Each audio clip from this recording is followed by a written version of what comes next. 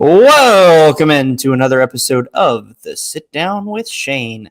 I'm your host, Shane Barrett. You can find me on Twitter at FFShaneB. And joining me tonight is the DLF Podcast Director. That's Dynasty League Football, folks. Member of the Dynasty Addicts Podcast Network, co-host of the Trade Addicts Podcast. I cannot talk. And one of the co-hosts for Dynasty. I have that effect on people. I get it. You do. You're just beautiful. And it is your Dynasty Outhouse, Russ.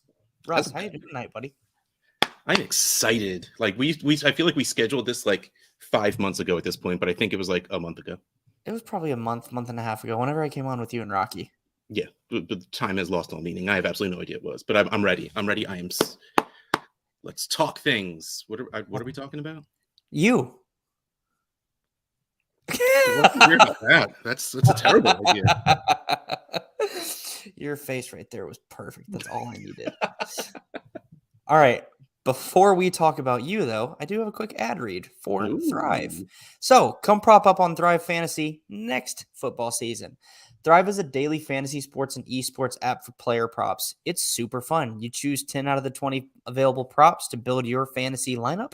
Each prop is assigned a fantasy value based on the likelihood of the over and the under hitting. And you hit the most props, rack up the most points, and win a share of the prize pool. And clearly, by my talking skills, you can tell that it's easy to win on Thrive because even I can win on Thrive. So use promo code FFShaneB on the App Store, Play Store, or by visiting their website, www.thrivefantasy.com. Sign up and prop up today. That could have been worse, but it could have been better. The definition of my life, so it's fine. What's up, Geek Mill? He's excited for this episode. What's going on? Answer him. Oh, he's excited for this episode, so I guess that is sort of answering. Exactly. All right, you ready to get started? No. Let's start over. I don't want to do that. I don't know if I have enough words left for that to go well. Straighten the glasses. Mike! Let's go. All right, let's get it. All right, when was your first fantasy football league? 2004 or 5. Okay. I was a huge hockey fan growing up. Nice. And if you are alive in the late 90s, early 2000s, hockey went on strike like 3 times in 5 years. And I was just like, I can't do this. This is crap. And then my friend hands me a copy of ESPN NFL 2K5. Wow. And my life was never the same. Wow. Instantly, I'm just like, okay, this is freaking great. I can do this. Let's do this. So, yeah, ever since I've been all about football, and right away, of course, because I played fantasy hockey a little bit. Okay. Like at the beginning of the internet where we still calculated it by hand, but looked up the stats on the internet as opposed to waiting for the newspaper. Okay, that's a little better. Yeah. Just slightly, but and it's really funny because I remember very distinctly, I was in 5th grade and we thought of this on our own, weirdly enough. It's not like we saw fantasy sports and we were just like, and it was during the playoffs were just about to start. And we're just like, we should do something fun because, at that time, the Devils weren't good yet. And it was just like, all right, cool. What should we do? All right, well, how about this? In hockey, points-wise, you get 2 points for a goal, 1 point for an assist. So let's just pick players in the playoffs. Nice. And we'll get 2 points if they score a goal, 1 if they get an assist. And if a goalie gets you lose the amount of points for however many goals get scored on your goalie, and you get 5 if they get a shutout. And we literally just made this up as we went along. That's and awesome. Then it's all of a sudden it's like, oh wait, this is a thing. And I really remember what it was because I was passing notes in 5th grade around to my friends asking if they wanted to join this. And my teacher yelled, "Gambling is illegal. How dare you bring this into my classroom?" And I was just like, I don't want to go to jail. Don't arrest me. Don't call the police. I didn't do anything wrong. I was just wanted to play a game. Seriously, but yeah, no, that was my real introduction to fantasy sports in general. Nice. But yeah, it was like once ESPN NFL 2K5 hit my hands, football ever since, right into fantasy football. It took me a while to get into Dynasty, but yeah, I remember the days where I was like, guys, I'm in 4 fantasy football leagues. How do you do that? How do you have the time? And how many are you in now? Well, now I'm down to 19, but at my highest, I think was 36. Oh my God. Dynasty leagues? 34 then, because Scott Fishbowl and my buddy's Keeper League are the 2 that are redraft. Oh my God. Wow. Okay. Is your first league that you joined still going? No. It was my league. You want something done, you got to do it yourself, right? So I wanted to get people into fantasy football. So I started a league, and at the time it was probably like a 6-team league, but it was like, again, just to get people into it. Yeah. And different iterations of that kept going. And then it turned into Mutant League Foosball, which that was just the name of our league. It was a regular fantasy football league. But again, if you grew up in the early 90s, there was a Sega Genesis game, Mutant League Football. Okay. And if you've seen The Waterboy, his mom calls it foosball. So we just combined the 2. And that was our keeper league. That ran for about 10 or 11 years. And what was great about that was we built our own trophies. Oh my gosh. It was the coolest thing I've ever done. Like, okay, no, that's a lie. It's one of the coolest things I've ever done, though, because it was like legit looking.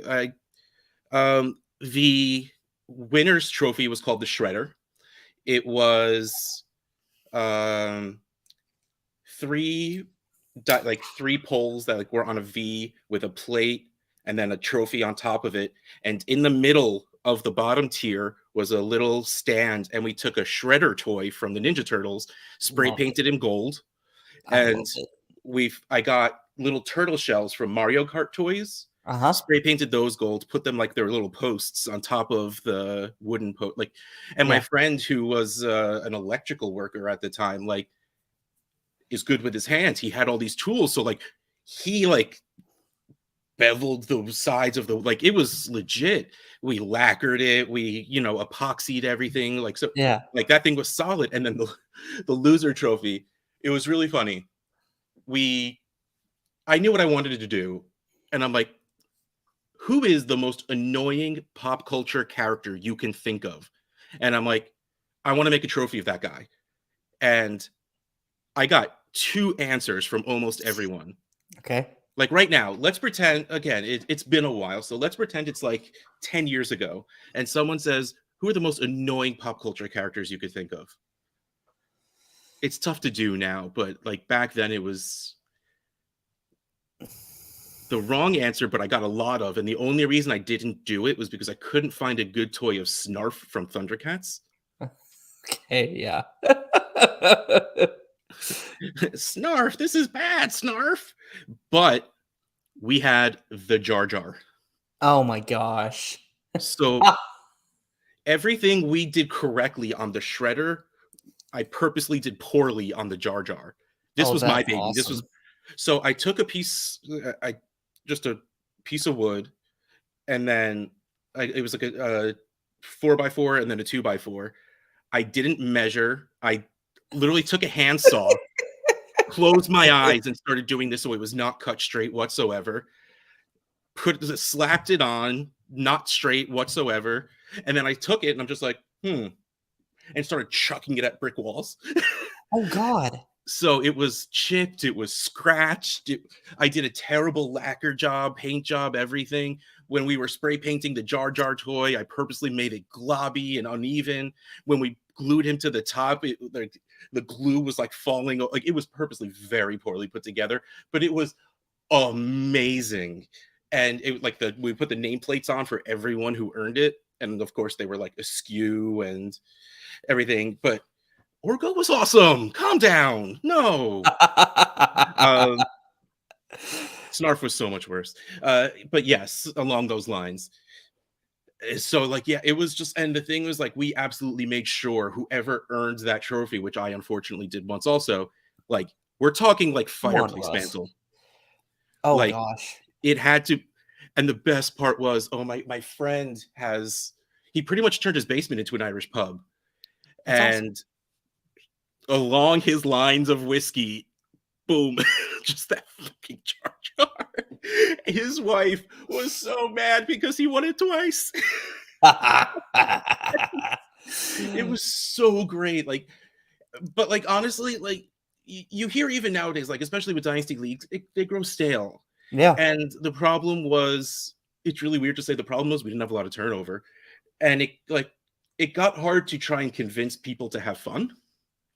That's not fun. Like, it started to get, like, people stopped trading. People stopped. Yeah. Like, all they would do was go in, waiver wire run, set lineups, no talking, don't answer trade. It's redrafts. There's not much trading going on, but still, which is why you should hopefully answer the few offers you get. And then he's like, collecting payments is a pain in the ass for people that don't care. And I was just like, yep, I'm done.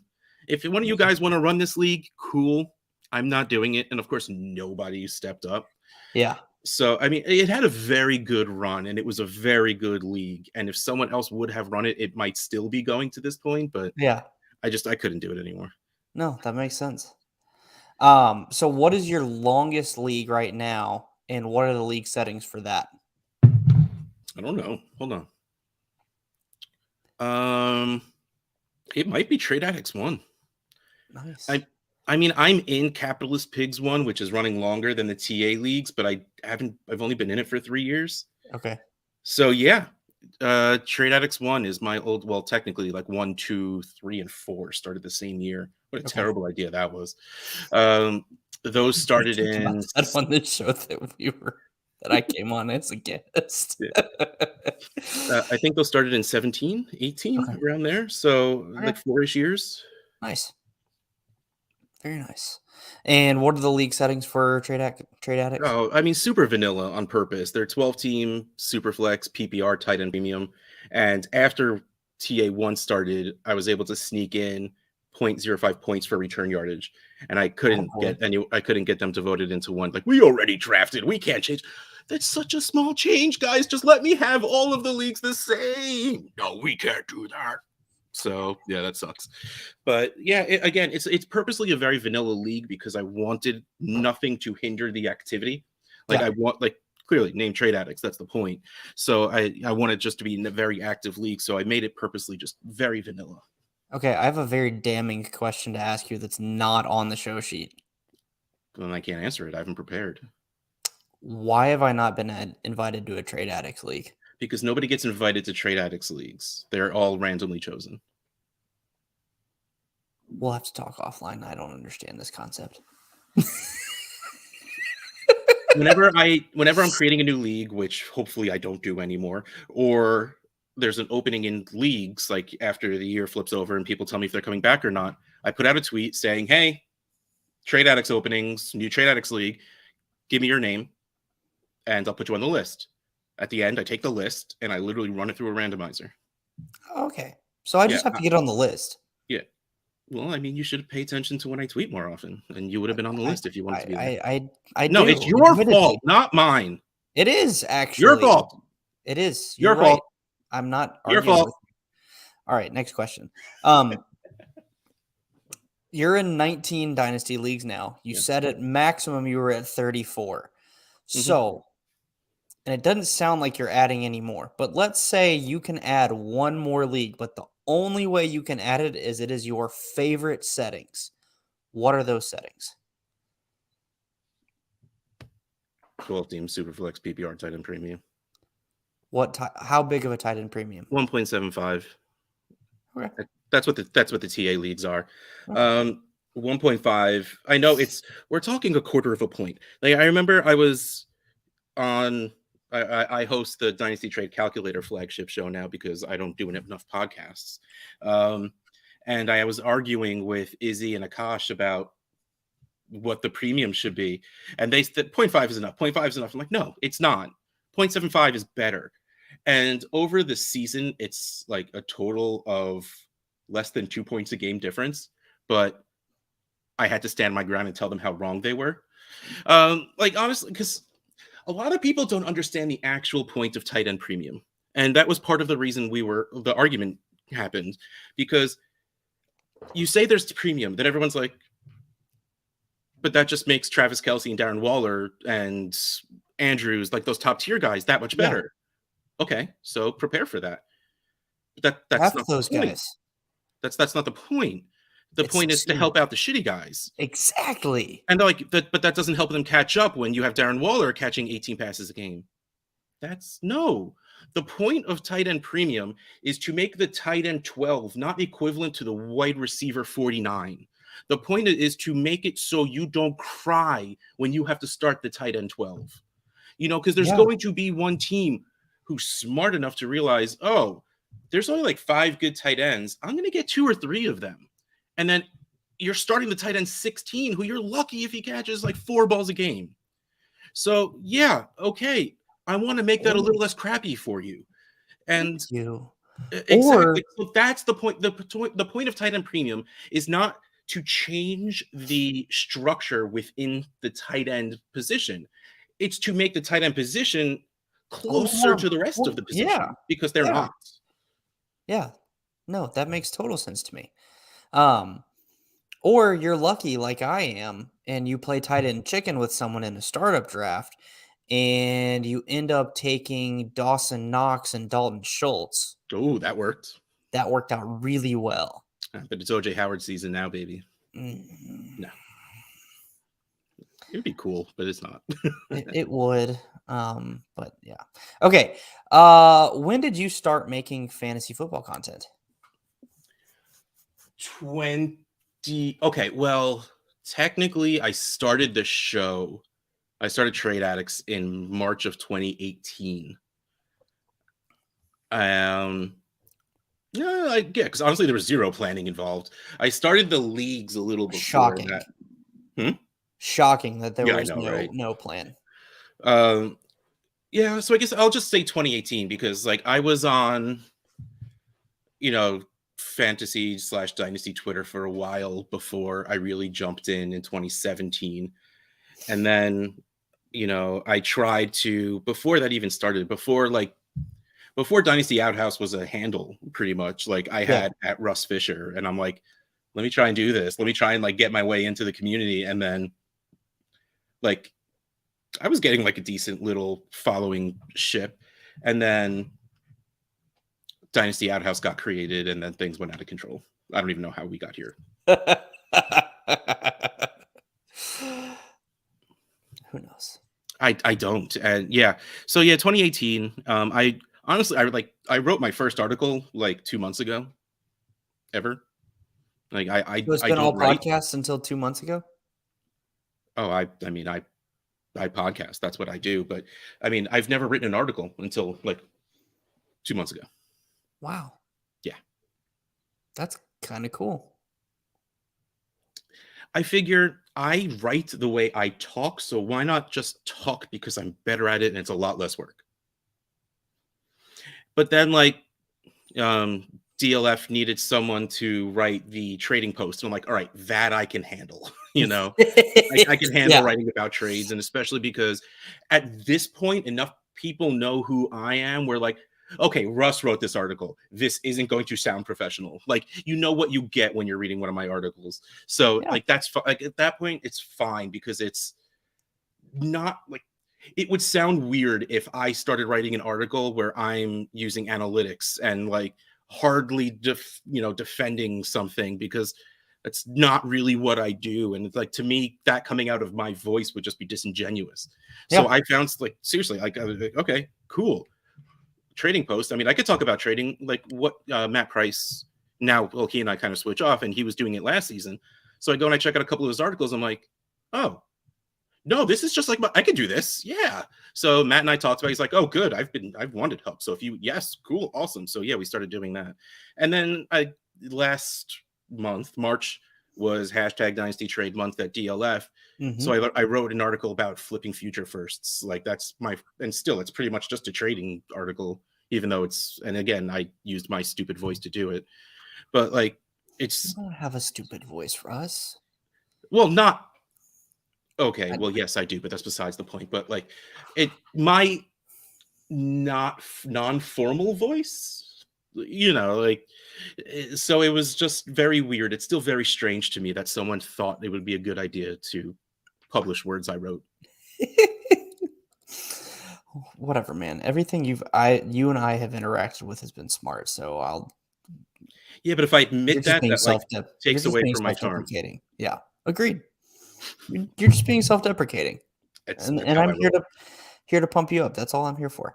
Okay, so what made you start making content?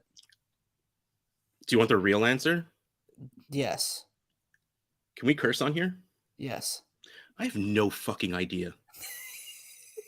Sorry, Mom and Grandpa, if you're watching. Like, honestly, like, I don't know. Like, one day, like, I started creating the leagues, and I'm just like, Trade Addicts, okay. And right away, like, in my head, like, I heard myself say, my name is Russ, and I have a trading problem. Wait, what? Okay.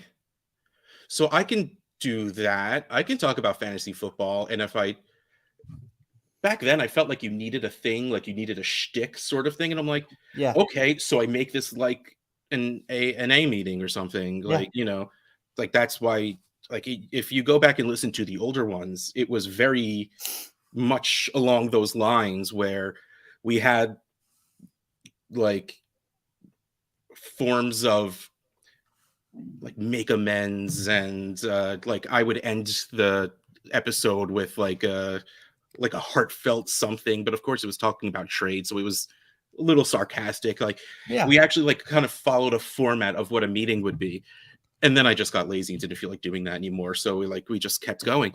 But like, honestly, like, I've never podcasted before.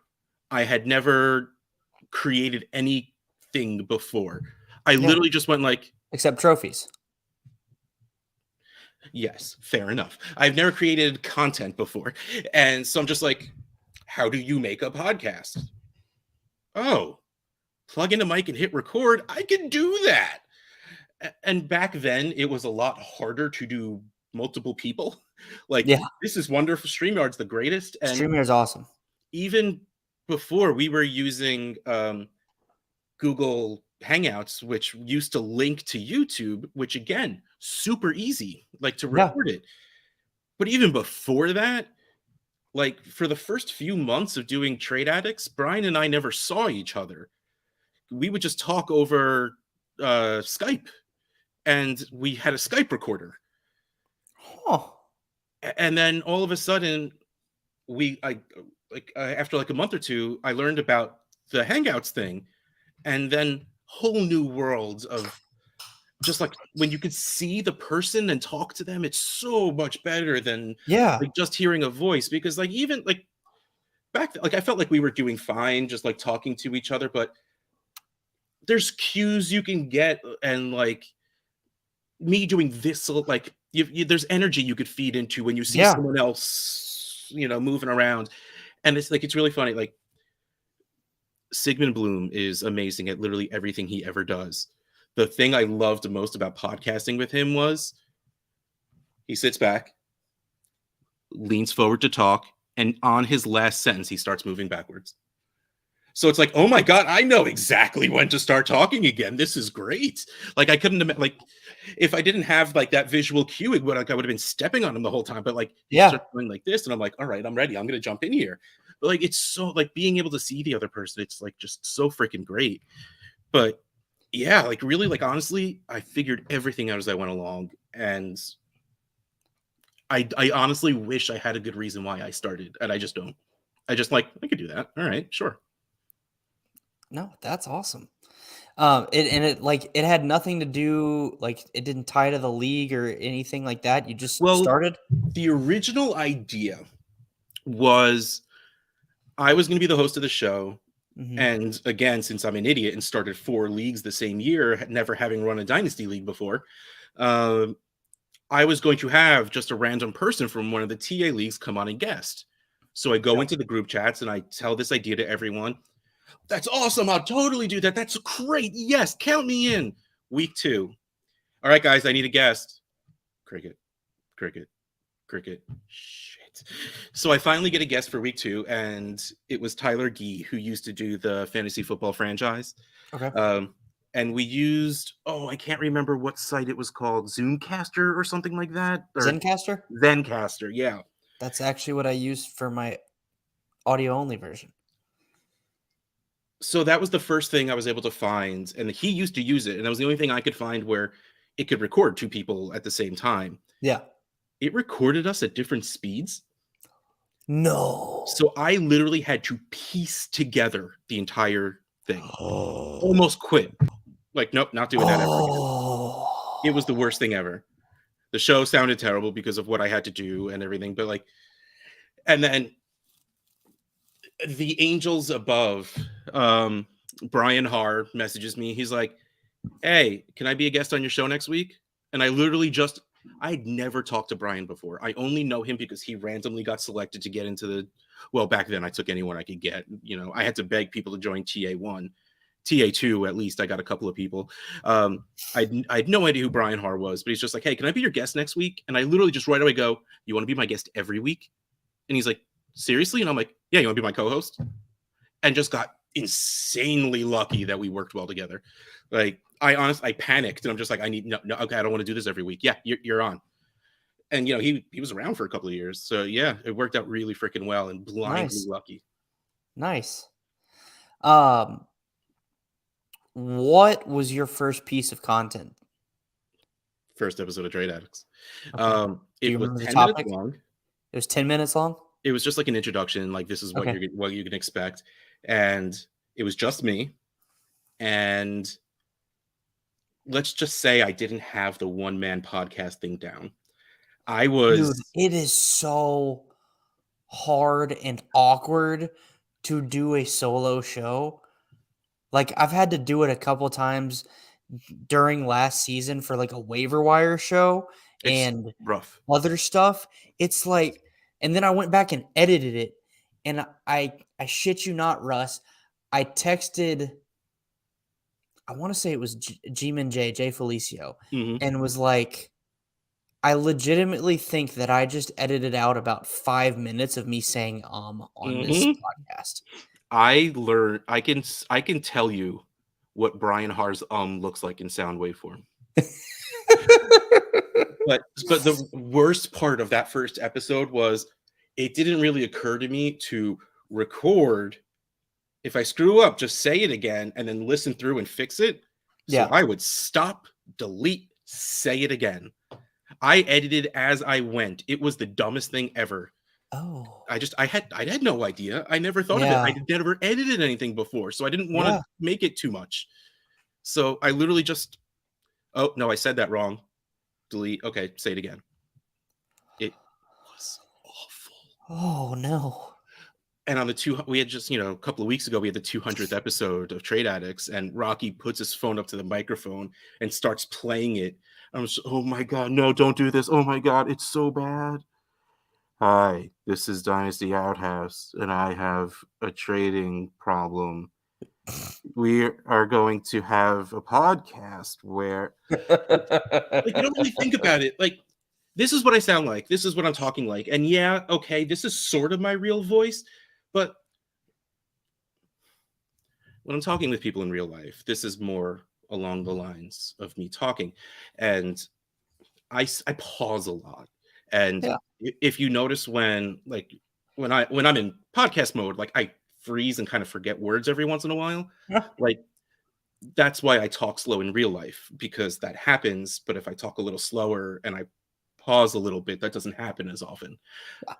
But listening to this on a podcast is just not very exciting. It just sounds like I might fall asleep right now. I'm like an ASMR video trying to lull people to sleep. It's low energy, it's monotone, it's not great. And you just sort of learn as you go that you need to do this. Like, it's funny. Like, my life. What just happened? That was weird. Okay, cool. I offended my light bulb. These days I don't listen anymore to anything that I do, but in the beginning I absolutely, for the first like maybe 40, 50 shows, I listened to all of them. Like I listened as I edited, and it was because I wanted to hear me. I wanted to hear what I was doing wrong. Like I didn't really notice that I would talk and every few words would just sort of stop, whether it was a point of emphasis or again, it was me just my speech pattern. I didn't realize I was doing it. Yeah. So yeah, and I'm glad I listened and all that stuff, because now I realize it, and I do it a lot less now.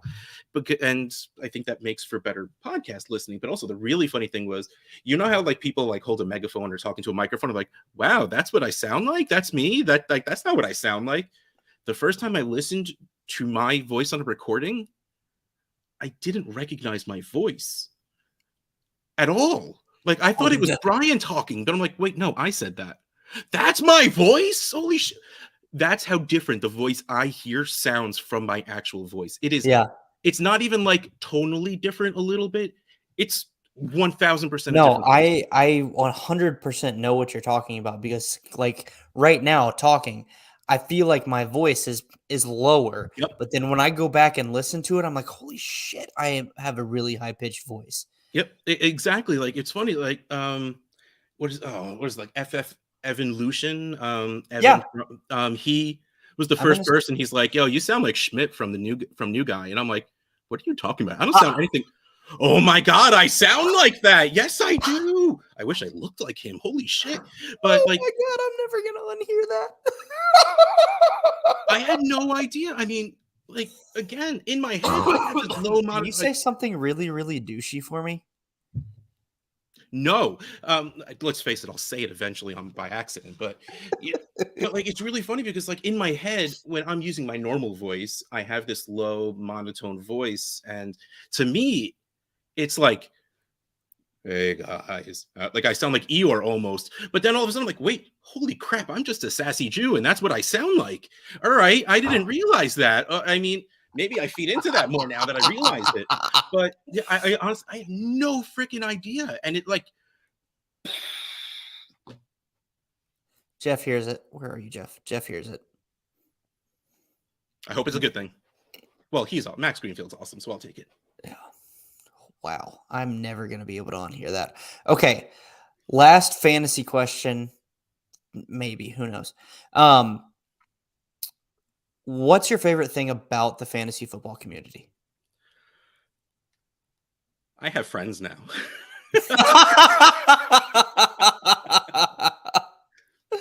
Okay, touche. 1000%. The people are so damn amazing. There's people I talk to on Twitter or at this point in texts or DMs or whatever, more than I talk to the people in real life. Like I have one friend who I run a business with, so I talk to him every day. But besides him, like hell, I talk to like Zach Reed and J Mike and Rocky and all of those. Like I talk to all those people like literally every single day.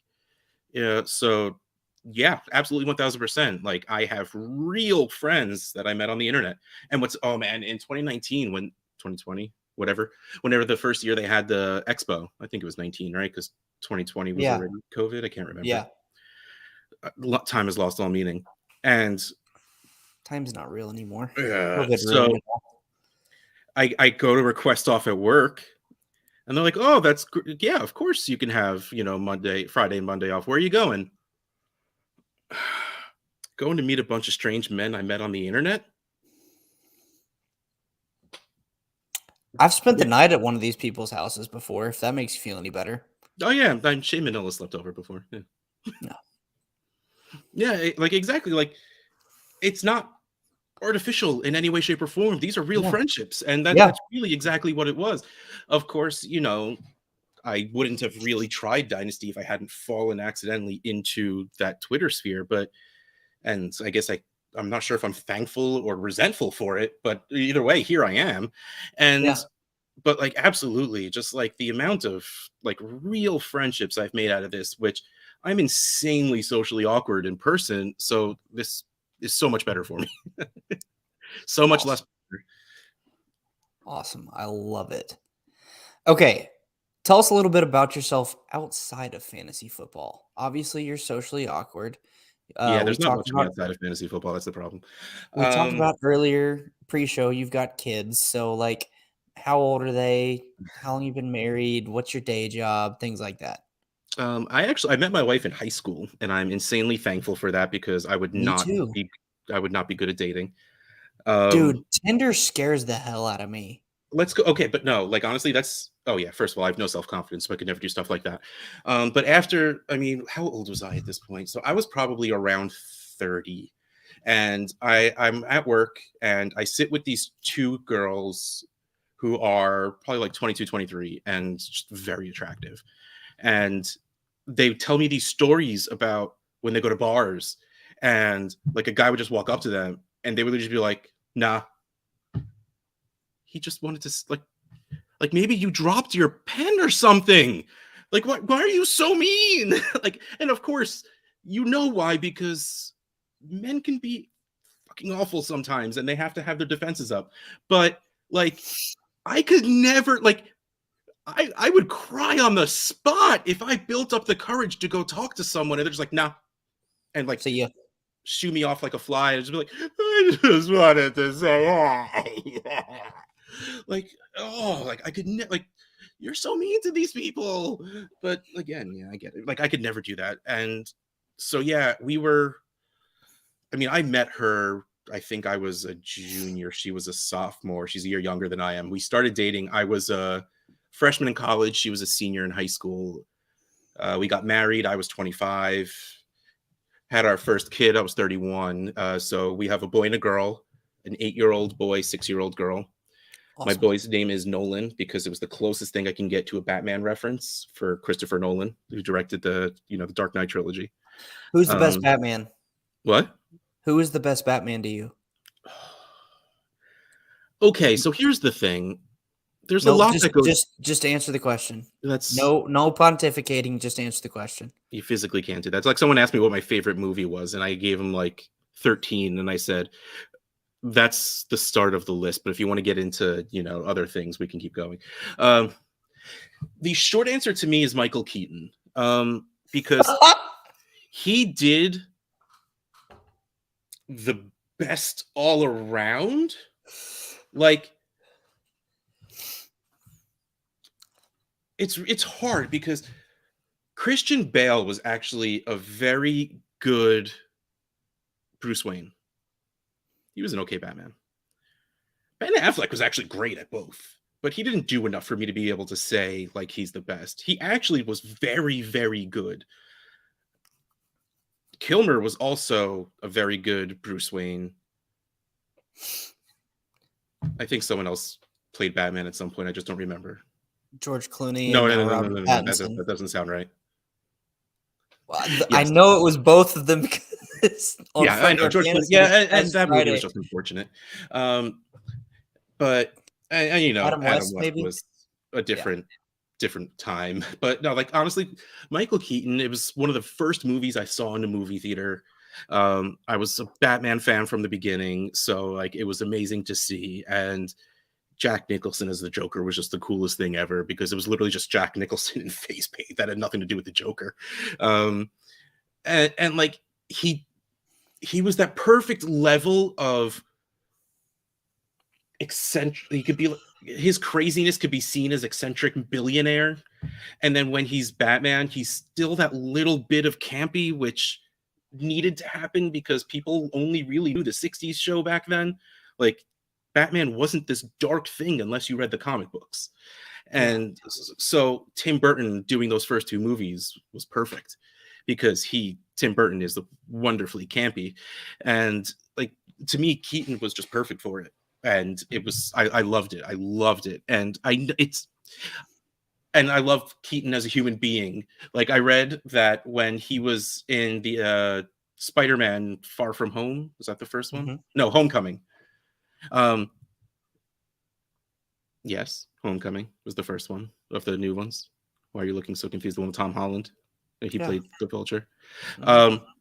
Whenever they were like fighting and he would pull him in close, he would just go up into Tom Holland's ear and go, "I'm Batman." Like, that's how much he still thinks about it. Like, I love that man for that. And that just ties into it, even though it has nothing to do with him in the movies. Okay, that's fair. It's a question. Like, if it wasn't superly awkward, I would show you the giant. I have 3/4 of a leg sleeve for Batman. Oh, tattoo. Tattoo. Got it. Yep. I mean, we could try. Put that together.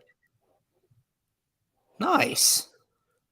So we got the bat signal, the Batmobile from the cartoon, the parade balloons from the first Batman. It's really tough to do. There's the penguins with the rockets tied to their backs from the second one. And I really can't show you the other side of my leg, but it's fine. The bat plane flying over the moon. Oh, hold on, I can do this. Hold up. There you go. Nice. And then I still just got to do the whole back of my leg. Nice. Yeah. So Batman's my thing. Well, now one of my things, I guess. Okay. Hobbies outside of fantasy football? Any? No time. I'm a very one thing kind of person. Like, I'm huge into Harry Potter right now, but that's not really a hobby. It's just like another thing to geek out about. You know, I watch the movies and read the books with my daughter. I have a Harry Potter themed fantasy football league. Oh, cool. Oh yeah. I didn't want to start this league, but the idea was so good I couldn't pass it. It's the Hogwarts House Battle. It's a 48-team league, and each 12-team division is the one of the houses. Yeah. And the houses are sort of teammates. They, throughout different things throughout the season, battle for house points, and the team at the end with the most house points win. Most of it goes to charity. Like, what did we do? The Hufflepuffs have like an inclusion charity. Gryffindor does like Wounded Warrior, you know, like themed, like Ravenclaw has a scholarship kind of thing. And then nice. It's really tough to find something good for Slytherin, so they just went with like reptiles and snakes, like the American Humane Society. Like, it's like young CEOs. No, we're not donating to that. I mean, like, what do you do for ambition? Like, that's not right. No. Young car thieves of America. I don't know. Like, so yeah, we stuck with the snake part of that. Nice. All right, are you ready for rapid fire? Yes. All right. Favorite NFL team? I say it's the Seahawks, but I just don't care anymore. I like fantasy football more than I like real football. Favorite sport that's not football? Nothing anymore, but it used to be hockey. I'm like I said, I'm a one thing kind of guy. Yep. Favorite food? Physically impossible to answer. Pizza. I mean, that's the easy, safe answer. But okay. Favorite sports movie?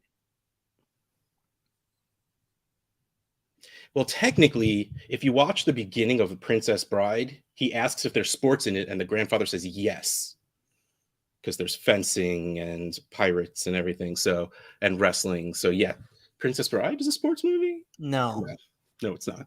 I don't think I have one. I mean, Miracle was amazing. Miracle was also amazing because it was the first hockey movie to have good hockey in it. Yeah.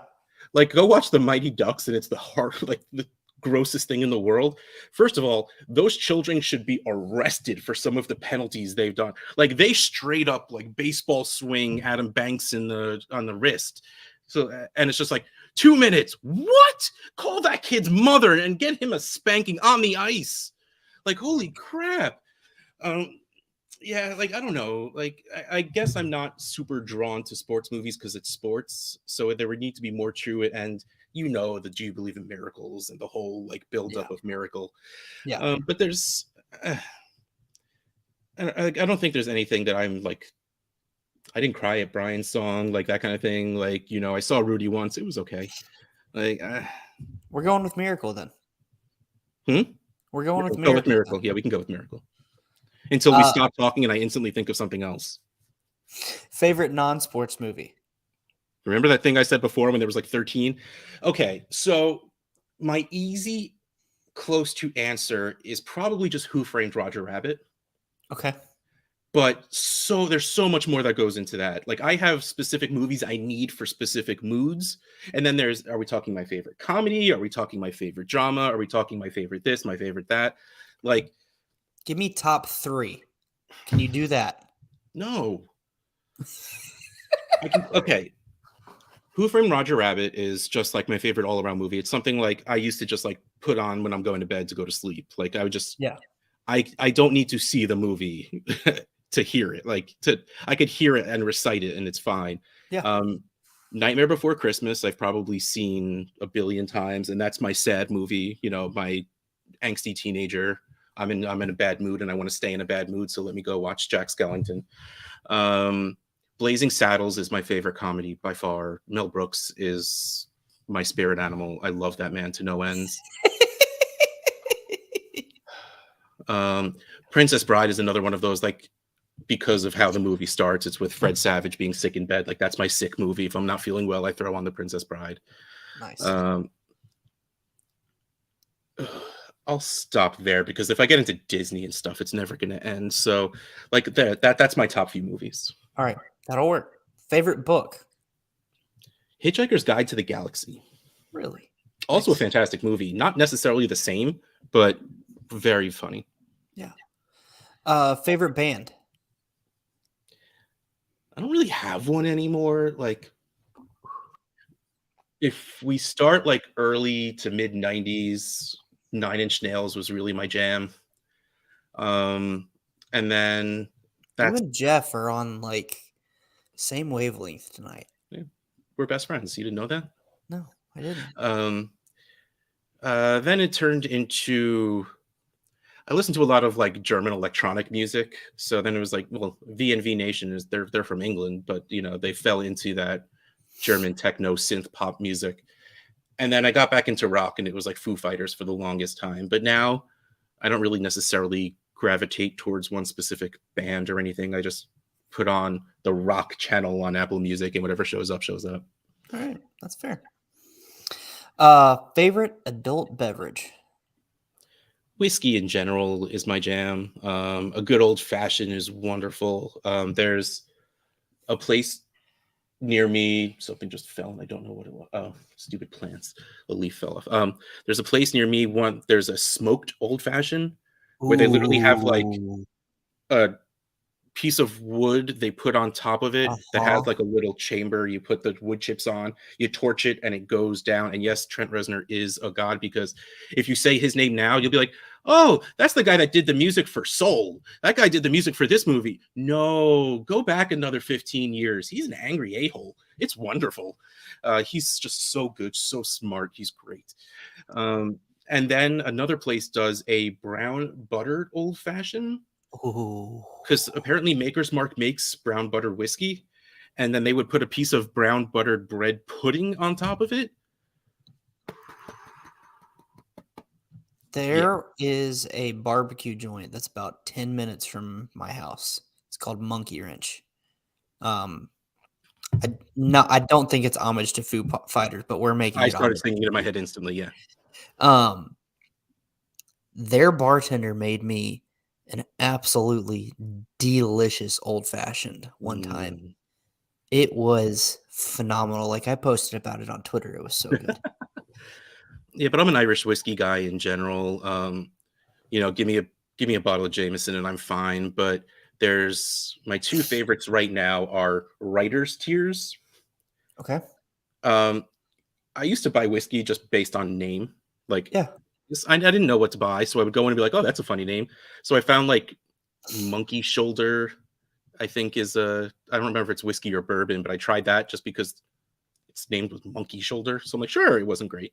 But I found Writer's Tears that way, and it's wonderful. And then a friend bought me a bottle of Redbreast, and it's effing delicious. So nice. Those are my two right now. Awesome. I feel like I'm about to get a non-answer with this question. Favorite TV show? Yeah, you're getting a non-answer out of this. Bastard. Like I said, I used to just put on Roger Rabbit to fall asleep. Now I fall asleep to TV shows. I'm so happy these people know what I'm talking about. Like, I am amongst my people. I fall asleep to a rotation of The Good Place, Parks and Rec, Brooklyn Nine-Nine. So I just like love Michael Schur at this point. and Avatar: The Last Airbender.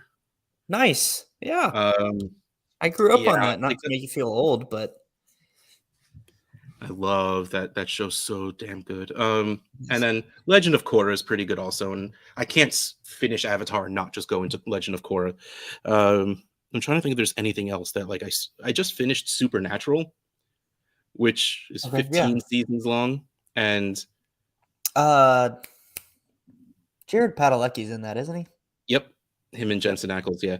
And it was a beautiful combination of like Scooby-Doo and Buffy the Vampire Slayer. Yeah. It was like it never from the beginning did not take itself seriously. And they like to the point where they even had an episode where they go into a cartoon of Scooby-Doo. Like it was so good. It was so like self-deprecating. The characters were fantastic. And like for 15 seasons, they had to keep upping the stakes, and it's 15 seasons. Like, so you can imagine how silly it got. Like, what do you do after you beat God? You beat God's sister. And then, no, you beat the voice of God. No, you have to beat God again. Oh, don't forget, you beat Satan in season 3. Okay. But it's so good. Like, at this point, like, I want to just start it over again, but that's such an undertaking. Like, but that's like, at this point, like, I'm bored. I don't know what to do. I need background noise. I could just put on any, like, random Supernatural episode and be happy about it. Yeah.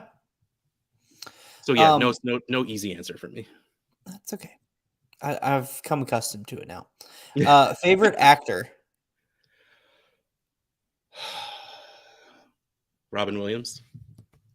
Oh, that's a great one. Well, yeah, that without even thinking no about one it. has said that yet. Okay. Do you have kids on? Like, is that why you have like younger people on that don't have the attachment to them? No, my first guest on the show was Jeff Lambert, and he's old as dirt. Yeah, ever since, for as long as I can remember, like, I mean, clearly he was Genie, but like I watched Mork. Yeah, I mean, like I watched Mork and Mindy as a kid, like on Nick at Night. Those, back when it was just Nickelodeon during the day, and then at 10 o'clock it turned into Nick at Night. Like I used to watch. I think I'm getting my movies mixed up. Was he in Dead Poets Society? Yes. Okay, he's the professor, right?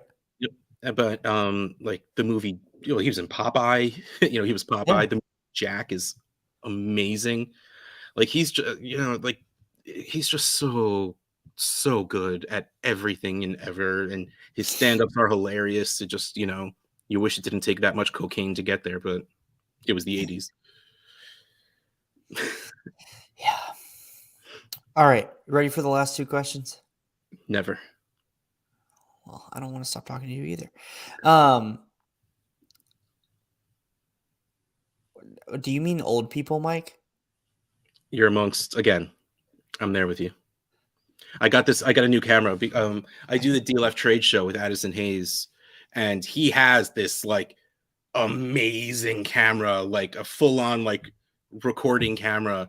And I was using the built-in one on my laptop, and I'm like, all right, I look shitty. I can't do this. So I mean, this is like a $50 Logitech thing that I plugged in, and it's still 1080 something, and I look so freaking clear to me. It's like I can see the lines. I could see the gray. Well, I could always see the gray. There's a lot of it, but like you could see much clearer now. So it's really weird to me. So no, I am definitely, I think I used it for the first time yesterday. I'm definitely feeling my age more when I do this now because I could see more clearly how old I am.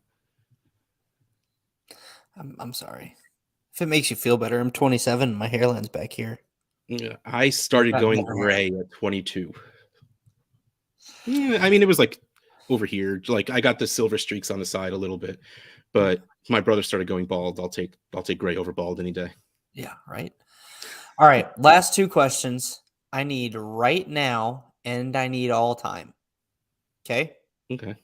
Favorite defensive player? Wow. I mean, all time, I'm going to say Lawrence Taylor. I mean, New Jersey, born and raised. My dad was from Brooklyn, so he was, Giants fan growing up. So he's who I watched. There was no, NFL Network. I saw Giants games. That's what I saw. And he was just, like, he literally changed the game. Like, the blind side is a thing mostly because of Lawrence Taylor. Yeah. And so like he was love just that movie. I don't know if other people love that movie, but I love that movie. It was good. It was all right. I love Michael Orr's reaction to it. He's like, I've played football before. I don't know why they did that, but it was all right. My favorite thing of all of that was reading the first time, I don't remember her name, but the woman that Sandra Bullock played, the first time she ever met Joe Flacco in real life. Yeah. Like walks into an elevator, sees it's Joe Flacco, doesn't say hi, just goes, you hold the ball too damn long. He does. Yes. He does. He always held the ball too damn long. I love that. So good. Like that was so great. Yeah, it was an okay movie. It was all right. Right, and it's right now. There's a couple I really like. Like I love Darius Leonard. I'm starting to really like the guys who can switch back and forth between like safety and outside linebacker. Yeah. Like that kind of player is just like the amazing kind of versatility to be able to, run down the fast running back, but also guard the tight end body wise. Like we're beyond these players being human. Like they're not anymore. Yeah. So like give me that hybrid defensive player and they're just so much fun to watch. Yep. I mean, like go back like 10 years so I can say Ed Reed and Earl Thomas, or Troy Polamalu, like get like a good safety to me was always the best. Yeah. All right. And then the last question, favorite offensive player, again, all time and right now.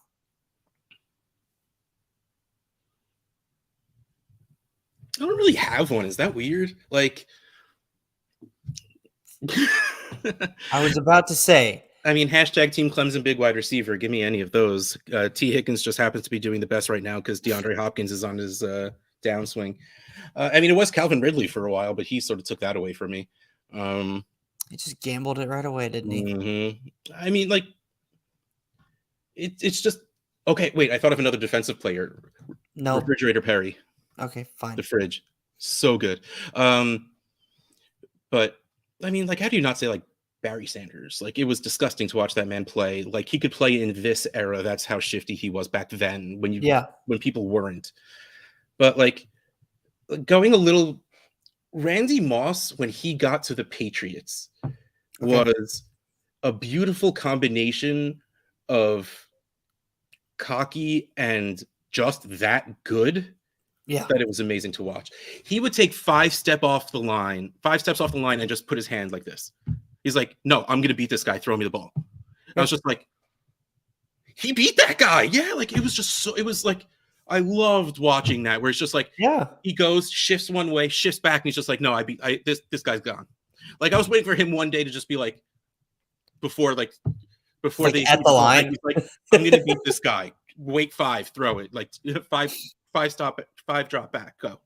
Like it was just so, and like he was Randy Moss, so he could still moss people because that's who he was. That's what he was just so good.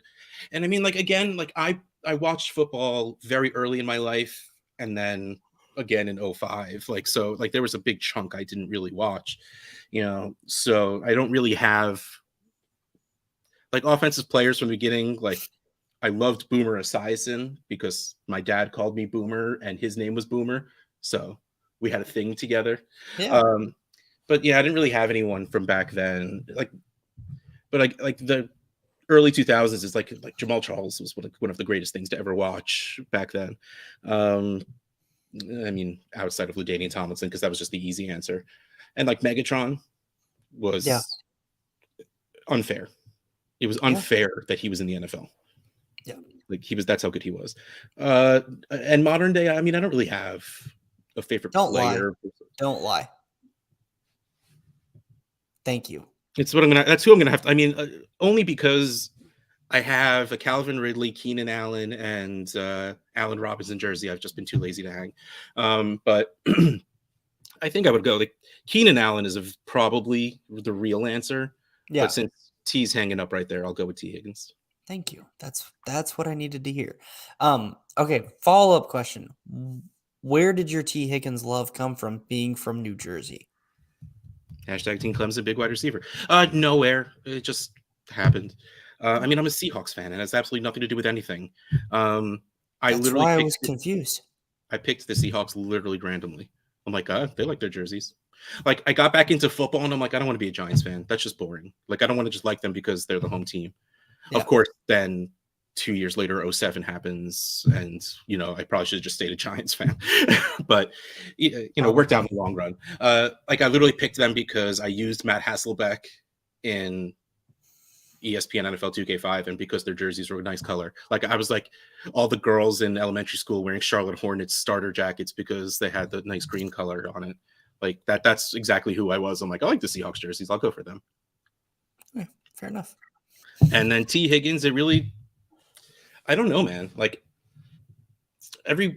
most years I latch onto a guy. I mean, it was Calvin Ridley in 18. Like, him and Sutton actually, but I actually watched a couple Clemson games his last year, and his body control on the sideline was one of the greatest things I've ever seen. Freakish. Like, it seemed like he jumped, and while in the air, like, snaked himself around a guy and caught the ball in front of him, spun around and tapped his toes before stepping out. And I'm just like, I like that guy. And then, of course, I happen to like Mike Williams and DeAndre Hopkins and Sammy Watkins. Yeah. So I'm like, okay, no, I see a connection. I get it. Yeah. Hashtag Team Clemson big wide receiver. What I do, yeah. All Justin, right, cool. Maybe 2022. I can appreciate that. All right, Russ, that wraps up this episode. It was a blast. I appreciate you for coming on. Everyone, make sure you follow Russ on Twitter at Dynasty Outhouse. Russ, before we go, anything you want to plug? I do too much stuff. What do I host? Trade Addicts Podcast. Well, no, I have to do this like by what days. Let's start with Sunday. I do the Dynasty Trade Calculator flagship show during the day on Sunday. During the day on Monday, I do Dynasty Wall Street. Tuesday nights is Trade Addicts. Wednesday during the day is the DLF trade show. At night is the weekly grind with Peter Howard. And then there's Dynasty Game Night whenever I can. So I do 6 things. Wow. I'm proud of you. I'm probably forgetting something. That's okay. So yeah, I don't know. Listen to a piece of fantasy football content. There's a pretty good chance I'll be on it somehow. Yes, sir. And he is your Dynasty Outhouse. And this is the Sit Down with Shane. You can follow me on Twitter at FFShaneB. This will be an audio-only podcast on the Fantasy Nightcap, which is at Fantasy Nightcap on Twitter. Make sure you guys sign up for Polly's Playoff, a tournament to end Alzheimer's. It's a super flex tiered PPR redraft tournament, and your entry fee is $10. It goes straight to the Alzheimer's Association. Our goal this year, $7,500. We've been very, very close. But we're getting to 7,500 this year. You drop me that link. I'll help you get there. I appreciate you. Sign up for Polly's Playoff. And right now I also have a contest running for a signed Plexico Burris jersey. It's my pinned tweet. And it's the Nightcap pinned tweet. So check it out. This is the Sit Down with Shane. Cheers, ladies and gentlemen.